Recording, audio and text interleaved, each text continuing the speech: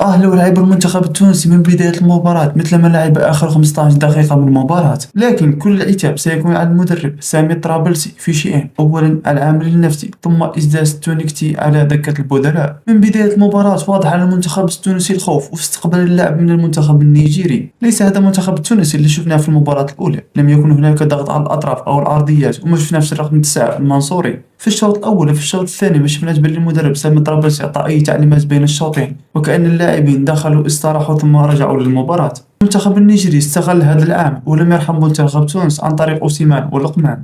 لكن بعدما سجلت تونس الهدف الأول في الدقيقة 74 أكلت نيجيريا تماما. في آخر ربع ساعة من المباراة لم نرى المنتخب النيجيري تماما، كان هنالك ضغط فقط من المنتخب التونسي، وأثمر هذا عن تسجيل الهدف الثاني وكاد يمكن الهدف الثالث. لكن باش نكون صريحين، هذه الخسارة راح تفيق التوانسة وتخليه يراجع أفكاره وأخطأه بإذا كان باقي يفوز بالمنافسة أو المشاركة بشراسة. هذه إفريقيا وعليك أن تلعب بشراسة، لهذا العامل النفسي ضروري جدا في هذه البطولة.